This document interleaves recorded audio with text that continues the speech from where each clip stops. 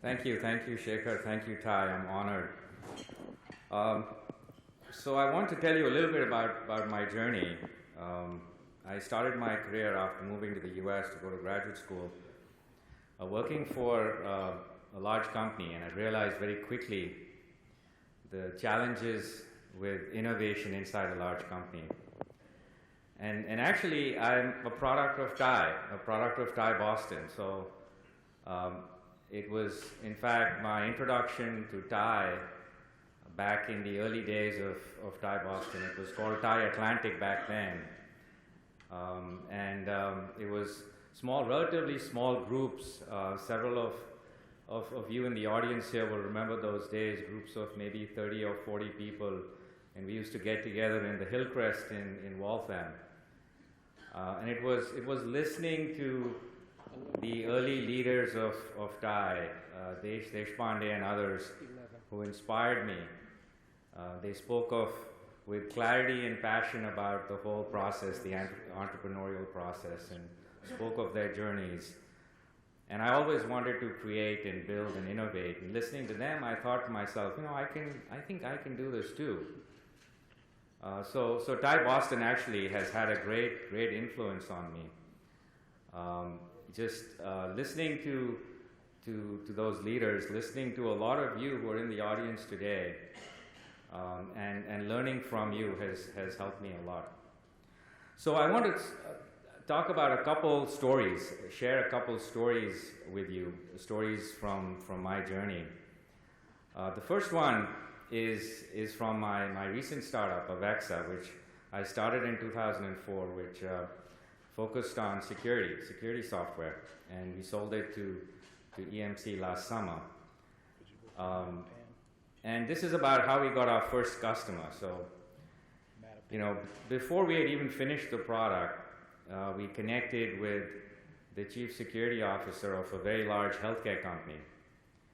And he brought us in for a demo. So we spent a couple of hours demoing our product to him, and then at the end of the demo, he took me aside and he said, we liked what we saw. You seem to understand our pain. Why don't you come back to us? I'm going to have my team send you a requirements document, and come back to us. Let us know how much of what we need you can actually do, and then let me know how much you want for your software package. So the next day we get this requirements document, which is a long requirements document. I mean, you've seen RFPs. It's sort of like an RFP, a request for proposal, right? And there's 7 sections, and we go through that carefully as a team, and we realize that we can actually only deal with 1 out of their 7 requirements. So we wrestled with that. So what do we do? And we decided that we'd go back to them and we'd say, yeah, we can only meet with 1 of your 7 requirements. But then we also needed money. We were running out of money, and we said we need some money. So we said, okay, we can only meet 1 of your 7 requirements, but we want $1 million for our software.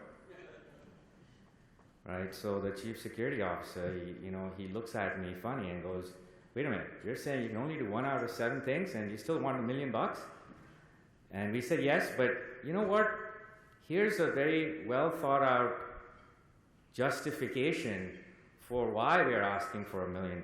So we had spent a lot of time understanding their internal processes, and we said, look, we are going to save you more than $1 million a year, and this is a one-time purchase for you. So this was a good story, right? It was great marketing. It was all true, but it was great marketing. But what won the day for us really was our honesty. So the chief security officer said to us, you folks know what you're doing.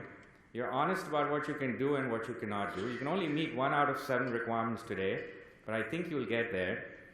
And I liked your justification. I think you can save me a lot of money, right? So what we learned from that, and what served me well in my journey, is this honesty. So marketing is critical, right? Sell, get the word out. You have to market, but always be honest with everyone, your employees, your customers, your investors, your board members, and that works really well. So my second story is from the first startup, which was in the early days of the internet, and those were crazy days, and some of you here remember that. There were multiple opportunities, lots of companies racing to get there early, and so we were in a very competitive space.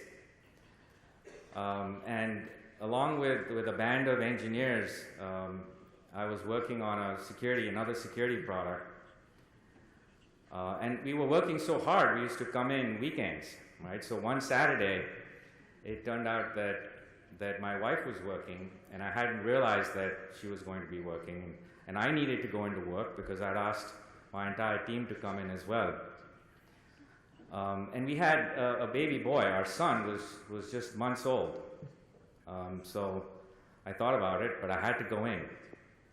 So I took my son, his gurgling baby in my arms, and packed up a bag with all the baby paraphernalia, the diapers and change of clothes and all of that, bottles, and off I went to work with my baby. And everyone was focused on their work, so I got some smiles, but they didn't pay too much attention. And I had my son in my lap with me.